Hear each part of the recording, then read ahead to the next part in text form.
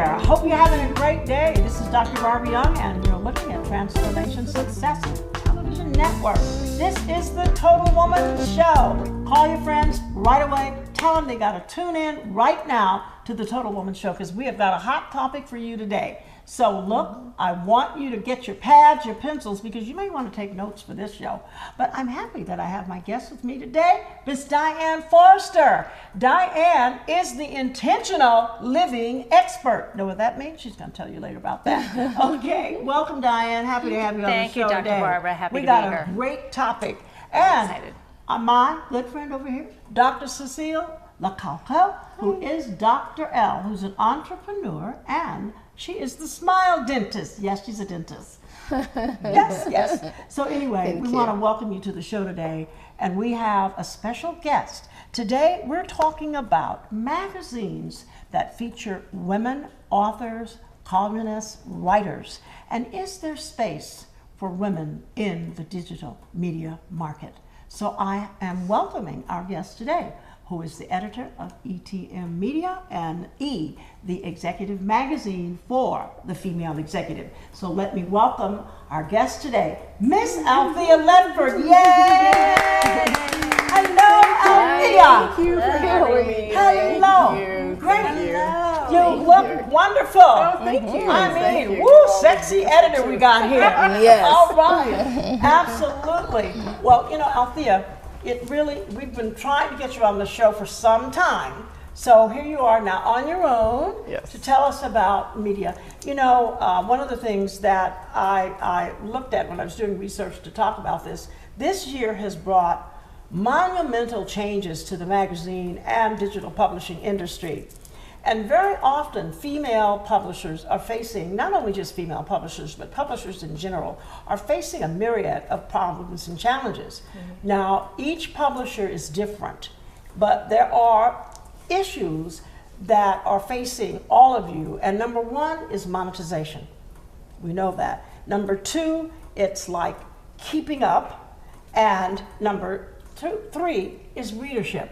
Right. So I want to talk today about some of these challenges that you've had to face and how being an editor of a magazine, of a digital magazine, how that has impacted you. But let us go back to the beginning, because that I want to, before I jump into that, is to talk a little bit about your background. How long have you been an editor? Why did you decide to go? I'm bombarding you with this question. And what motivated you to become, an editor of a magazine, particularly focused for women? I think that's a great. Okay, girl. I started E the magazine for today's female executive as a result of being the director of NAFI Los Angeles, and I had all these wonderful speakers, and I didn't know what to do with them. I could only put one speaker per month, and I had like 20. So I said, I'll start a magazine. This was just that simple. And then I had been a publisher already. I'd done 4 to 5 books. So I was experimenting to see if we could do it, and lo and behold, it was wonderful. It came out great. That's how we started. What is NAFI? National Association of Female Executives. Okay. Yes, it's a national organization. Okay. Thank you. Yes. Wonderful. So what was your background? Before that, I'm a stockbroker. I've been in financial markets for years, and I designed institutional life cycles and helped educational organizations and foundations move large amounts of money. That's all? Then I worked with Countrywide. I did stock options for major corporations, and I designed stock programs and financial market analysis software, things like that. That's amazing. Yes. Oh, thank you. So I mean, that transition from stockbroker to magazine. Yes. That's a big leap. Yeah. Did you have, you said you had published several books, so writing, I guess, was in your background. Were you passionate about writing? Yeah, I was writing to the things that happened to me. Like, I was a gifted child, so I wrote books to help parents with gifted children. And then I designed the magazine because I kept trying to get my articles published in other people's magazines, and everybody kept bouncing them back. I was like, that's okay, I'll do my own. That's right. And that's how I started the magazine. And now I've exceeded with quite a bit of those that didn't let me in their magazine, Right. That's excellent. Yeah. So wow, that's a great story. Yeah, that's how it started. Now, being a powerful woman as you are in the digital magazine industry, what have been some of your challenges?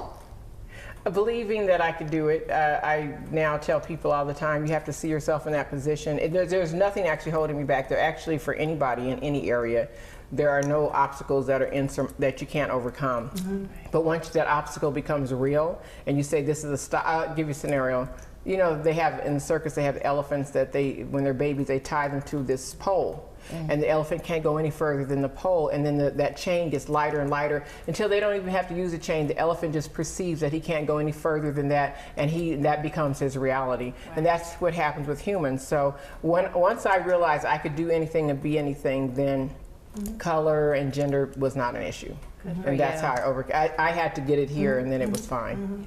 So there were no real articles, no issues. Yeah. And you have done such a great job at it. Thank you, thank you. What tools did you use to get there with your mindset? Best practices, I tell anybody, if you're going to start a business or do anything, find out who the top people are in that category. Study them. Most importantly, study their failures. Study what their fears were. And then that builds up your encyclopedia of reference for when you get ready to go through something. You can pull from different people's failures are very important, because there's a book called Fail Harder. Yeah. If you fail, then through the failures, you're able to see what not to do. And if everybody flowers up success, but the failures are where you really learn the important, valuable lessons to carry over. And so that's what I did. I studied a great men of industry.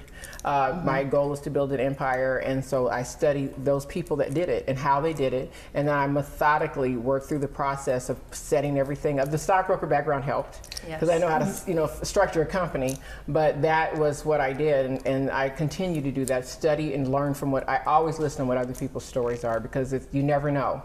You can pull from it.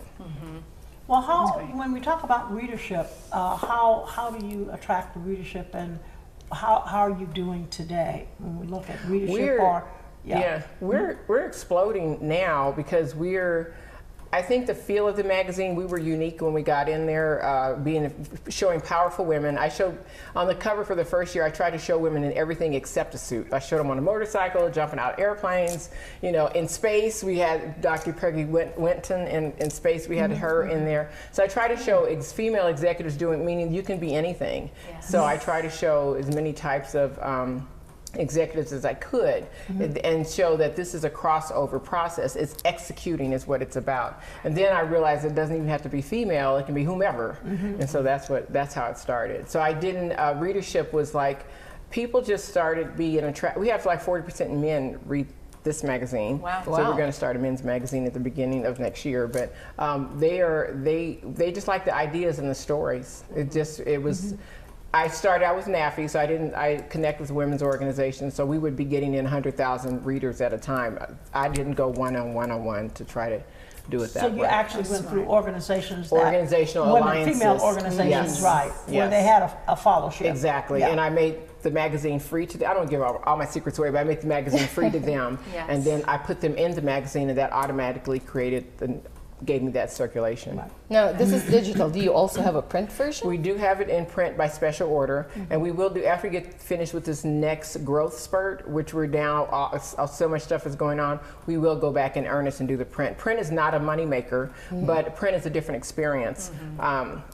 Everybody doesn't want to have to turn on a laptop or a phone or something to read the magazine. You know how you like to dog tag the ears, put it in the bathroom or put it on the coffee table and get back to it. Yes. That's what the print version is. But the digital can go anywhere in the world. That's the good thing about digital.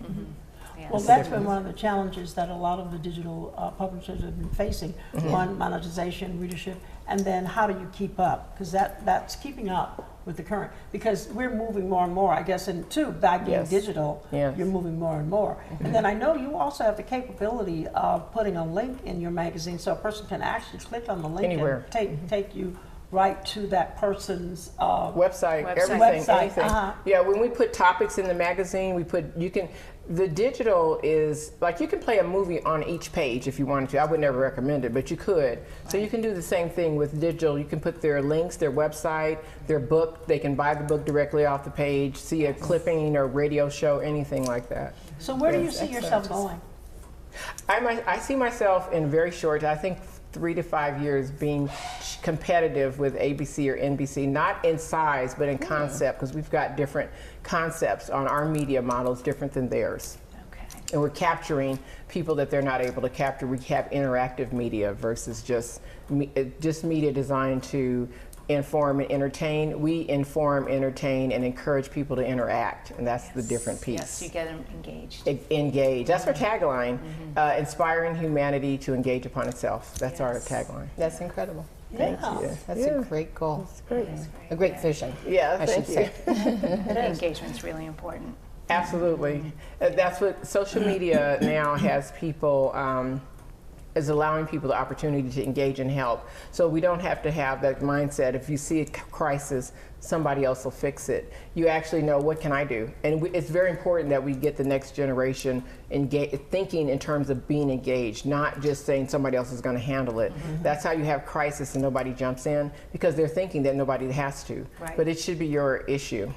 How do you get people to engage these days? I mean, we're bombarded with social media everywhere you look. I mean, open your emails and you can't keep up, or you can, but you have to stay up all night probably to do it. What Frederick Douglass says is agitate, agitate, agitate. That's how you get them engaged. Make them mad and they'll respond. Bad Are you press is excited, good press. cry, or mad, and they'll respond.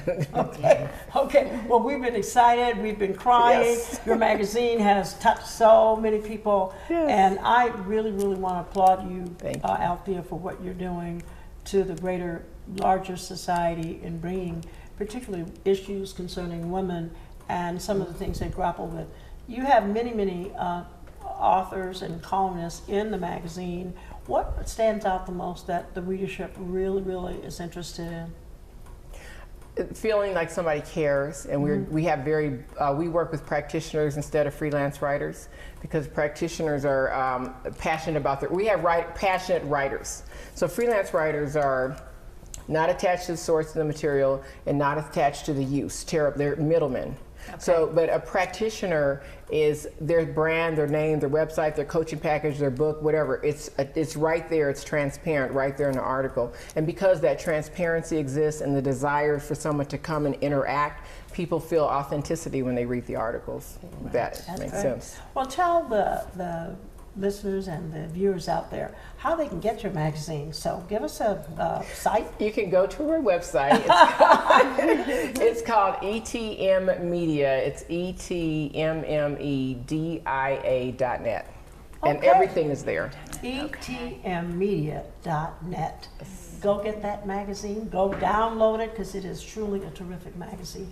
Not saying that we have a certain person that's going to be on the cover next month. Yes. So be sure to get that